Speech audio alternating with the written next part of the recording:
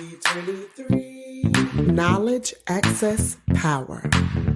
P23. Wellness and understanding at your fingertips. P23. And that's no cap.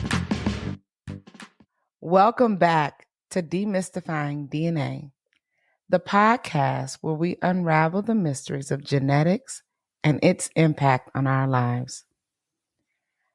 I'm your host, Curious Lady, Dr. Tiffany Montgomery, scientist and epidemiologist, joined by the insightful Mr. Gregory Masterson. I call him Greg. He is not only the Director of Operations for P23 Labs and P23 Health, he serves as my executive assistant, my right hand, helping us stay on top of everything. He is an uncle, a son, a partner, a twin sibling, and an amazing man to know. He comes from an industry of not just life, but also restaurant management, entrepreneurship.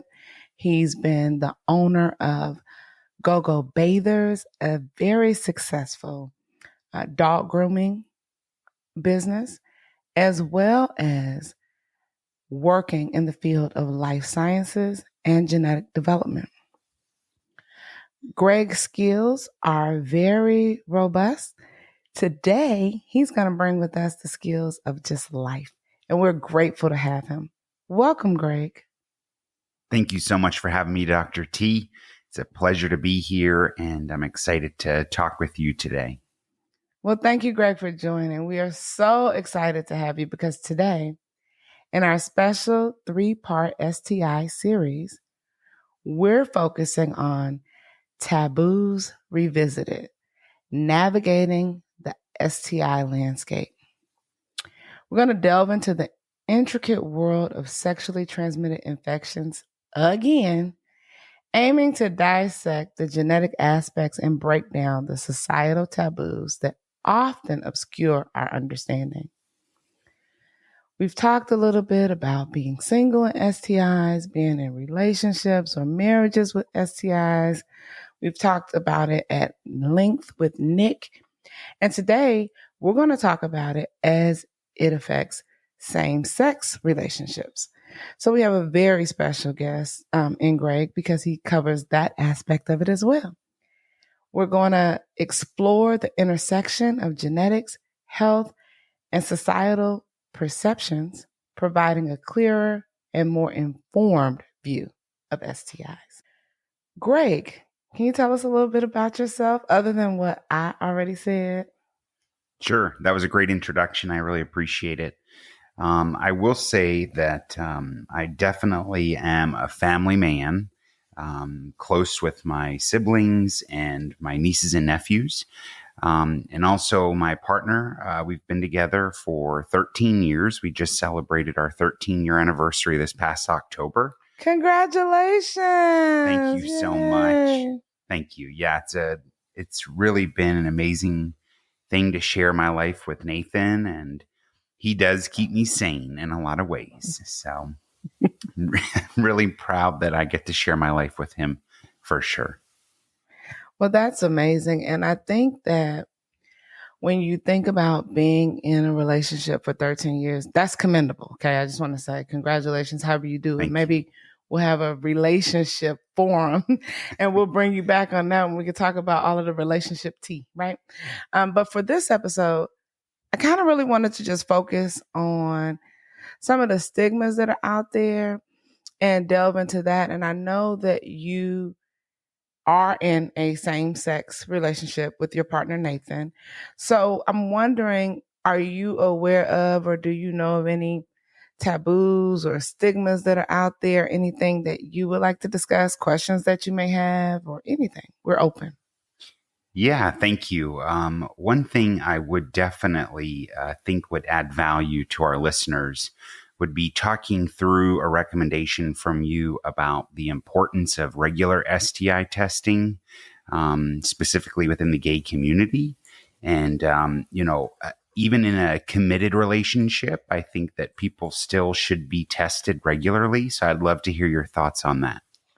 Well, I think that you are absolutely correct. If you were listening to the last podcast, we talked about how these things can literally be on toilet seats. We used to think back in my day when I was in school, oh, you didn't get anything off that toilet seat, girl. We used to have a joke. It used to be like a running thing, and I don't know if the kids are still doing it now, but somebody would say they're pregnant. It's like, I didn't have sex. I must have sat on the toilet seat, like with teenage pregnancy and things like that. But I mean, it's common.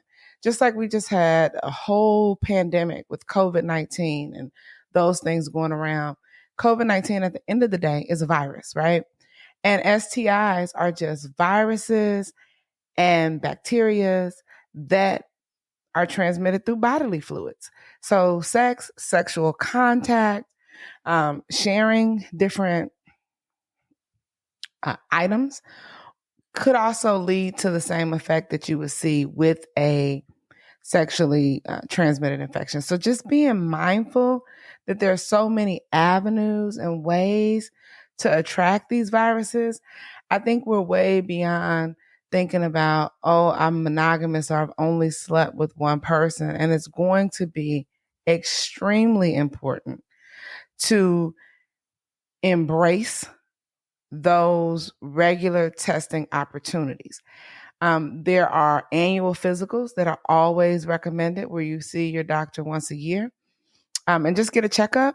When you're doing your annual physicals, that's an excellent time. Even if you're 100% monogamous, to just have that STI checkup. Depending on your sexual lifestyle or choices that you make, and routes for sexual penetration, because there are multiple routes. So you got your oral, your anal, your vaginal, you've got things going on with the penis, you've got things going on with the vagina. So those are ever-changing environments. It's going to be very important to have those monitored and come up with a schedule to do that. You could work with your primary healthcare physician. You could work with your gynecologist. You could also work with your P23 health coach or any type of health and wellness coach that you have to answer those questions to help understand the right cadence. Is it weekly? Is it monthly? Is it semi-annually or is it annually, right?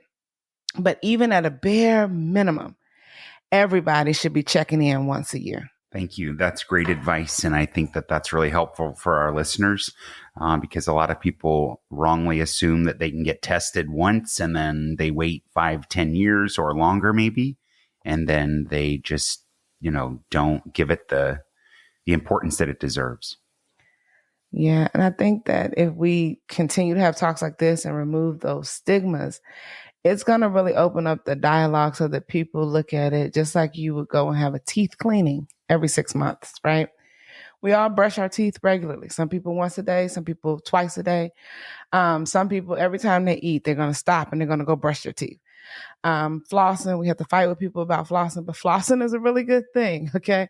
But we want it to be as routine and as regular as even your hygiene check, right? When you tell the spouse or the husband or the boyfriend or whatever, hey, I got to go get my teeth cleaned. Nobody looks at you like you have 8 eyes. They might not enjoy going to the dentist, but we all do it. We have to have that same type of view or attitude when it comes to our STI testing, because it's going to be important for maintaining good sexual health, preventing the transmission of infections, and then treating them as early as possible. It's important to understand that you can have an STI without any symptoms. So you may not even know that you're infected.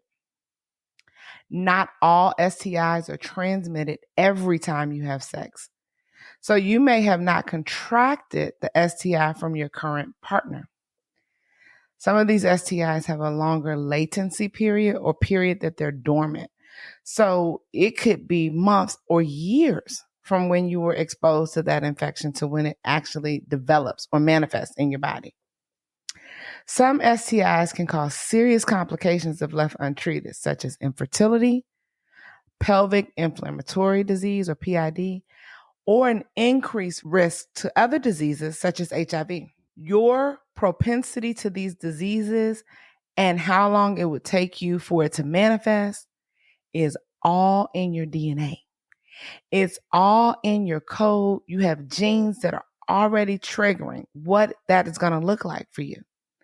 You might talk to people and they might say, I've had COVID 5 or 6 times. And you'll talk to other people and they'll say, I've never had COVID. Why is that? Scientists are now understanding the true power of genetics, and some of that is going to be directly related to your genes. So you cannot make these generalized statements or objectives like we used to. We have to really focus on the information that we have in hand, the testing that's available, and making the testing a regular part of our good health lives. Getting tested can help you make informed decisions about your sexual health and protect yourself and your partners from future infections.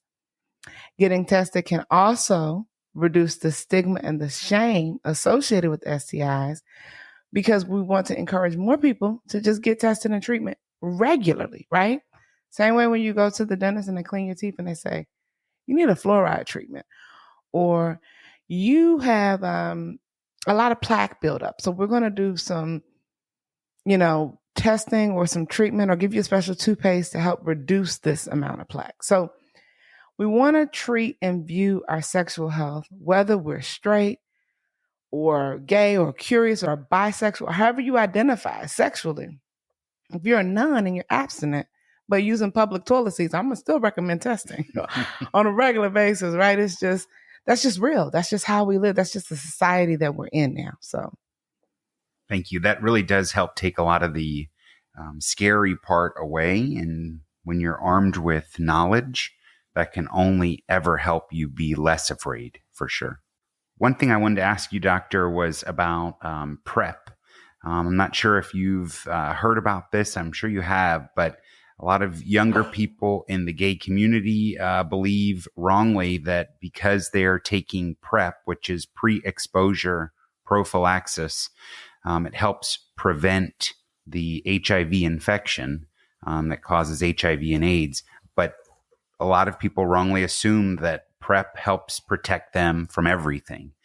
Maybe you can help clear that up for our audience a little bit and help them understand that that's not the only way to be safe or to help prevent the spread of STIs. Well, Greg, I think you summed that up better than I could sum it up, really, to be honest with you. As I stated, and I always state, I am not a medical doctor. I am a researcher, a scientist, and an epidemiologist. But I will still say I can talk to you very fluidly about disease and disease transmission. And one of the things is that pre-exposure prophylaxis, or PrEP, is a preventative approach when individuals are at high risk of contracting HIV. So you take the antiretroviral medications to reduce the risk of infection, but the medications used are typically the same ones used to actually treat HIV. But when you take them in your HIV negative person, before your potential exposure, it can prevent the virus from establishing itself in the body. I think that there's a good purpose. The medications are out there. The usage is going to be once a day. However, it's important to understand that it does not protect against other STIs. You want to think about it like the same way you would the vaccines that we get. And there are a large number of vaccines, right? You have your COVID vaccine. You got your RSV vaccine now. We've got a flu vaccine that we are encouraged to take once a year, every flu season. We're still trying to figure out the cadence of the COVID vaccine. So we've got a lot of things going on when it comes to our vaccines, right? You can say that, okay, hey, I had my flu vaccine, get the respiratory infection, and you find out you have COVID. Wow. We never say, but I got the flu vaccine, because we all understand you didn't get the flu, you got COVID. There are also different strands. So even when you get your flu vaccine or your COVID vaccine, guess what you could still get? COVID or the flu, because there's so many different strands. Same thing with HIV. I think that COVID helped more people speak in simple terms about very complex things like viruses that are always a part of who we are and where we are. And it's important to really understand that these things are designed to reduce the risk of that one particular thing, but it doesn't eliminate that one particular thing. And it has nothing to do with the 99 million other things that you can get, right? So while we do not want anyone to contract HIV, there are other things out there. There's HSV, herpes simplex virus, which is very common. If you listen to our last podcast, we talked about some numbers around that, 1 in 6. So you have to make sure that you're protecting yourself all the way around with all of the viruses, and you're taking full precaution, not just thinking, okay, I took a, PrEP, and so I can just go get busy, because it doesn't give you a blanket card to getting busy.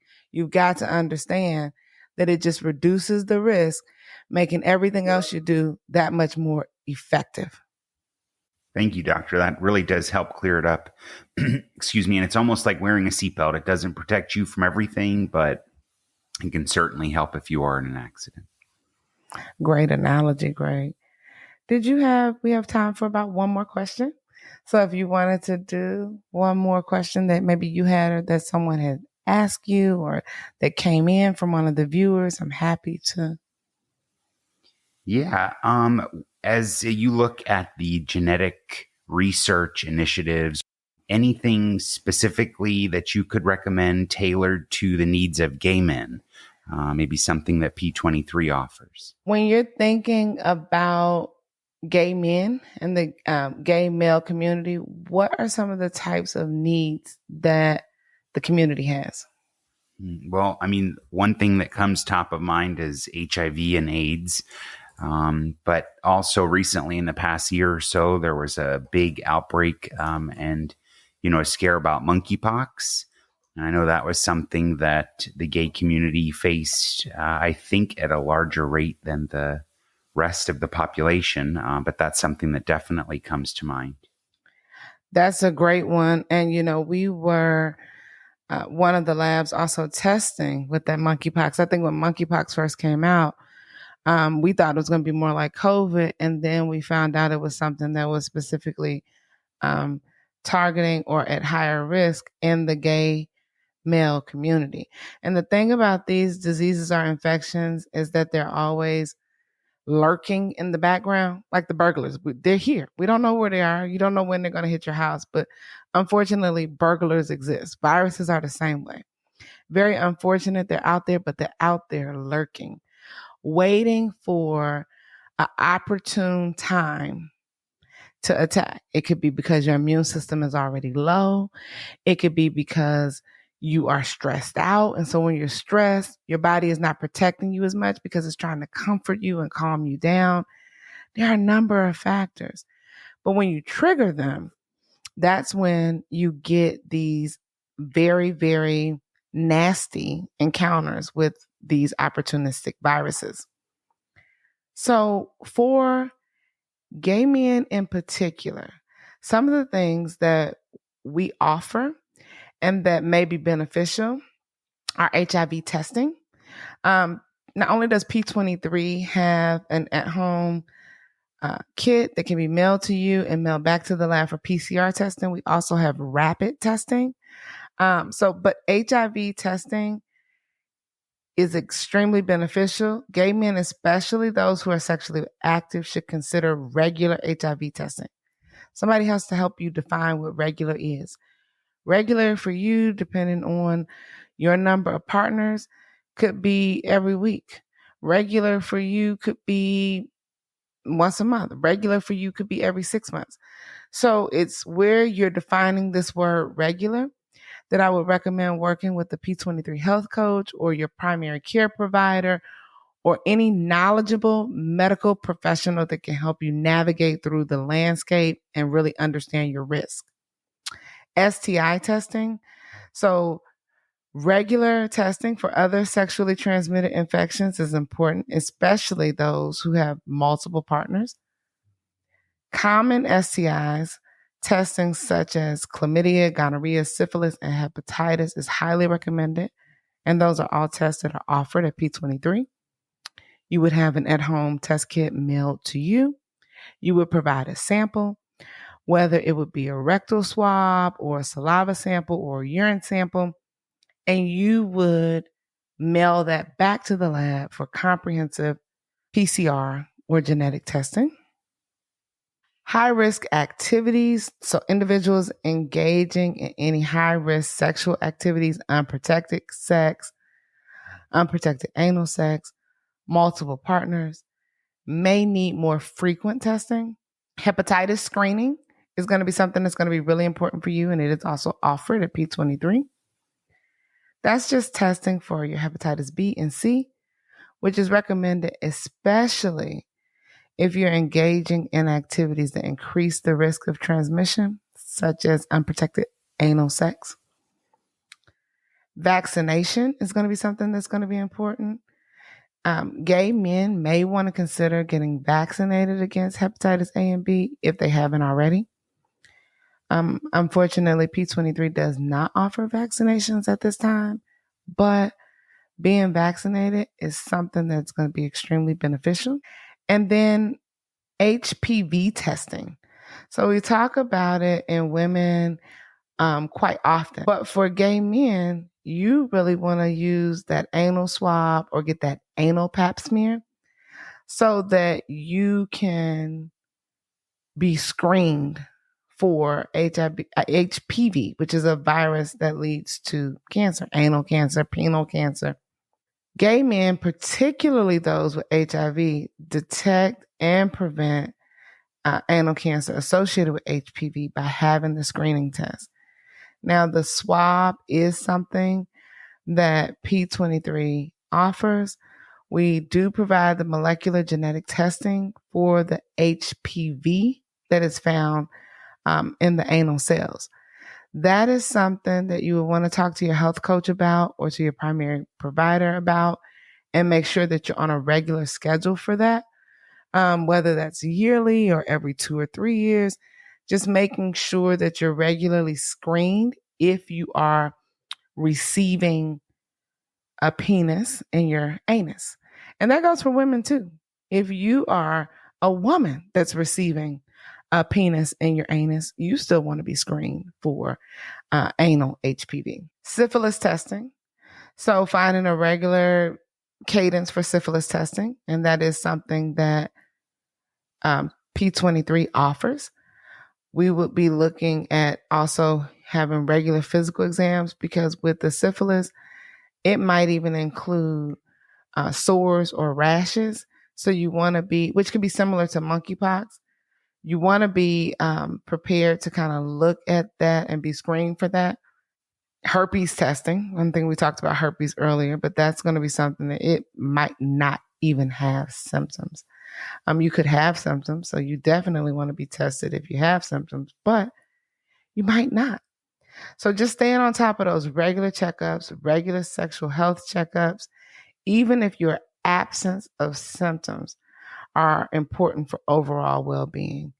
And then keeping that open communication with your healthcare providers. If you're having a health coaching session with your P23 health coach, even if you haven't come out to your family yet, or you haven't exposed that you're gay, or maybe you think people don't know, it's important when you talk to your providers that you disclose that, because your treatment frequency or your checkup frequency or your testing frequency may vary depending on the sexual activities that you participate in. If you have a hard time talking about it, write it down, put it on a piece of paper, and slide that paper right to the doctor. They'll read it. Have that open conversation, or have somebody in your corner that you could really rely on and share these things, because I'm telling you, open communication is going to be essential for personalized assessments and testing needs. It's so individual. Greg, I want to thank you for your time today and those amazing questions, being so open with your life, with your partner, with your situation. You didn't have to do that. I didn't ask you. So I am just so grateful because you never know who's listening or how many people that we've helped. As we conclude today's insightful episode of Demystifying DNA, Taboos Revisited Part 3, Navigating the STI Landscape, myself and Greg want to thank each of you listeners for joining us in this crucial discussion. In our special 3-part series on STIs, we aim to provide a comprehensive understanding, debunk myths, and address the stigmas associated with sexually transmitted infections. Remember, knowledge is a powerful tool in navigating these complex health issues. Stay informed, stay engaged, and continue with us on this journey to demystify the intricate connections between genetics, health, and society. And remember, we are with you every step of the way. P23 Knowledge, Access, Power. P23 Wellness and Understanding at your fingertips. P23 And that's no cap.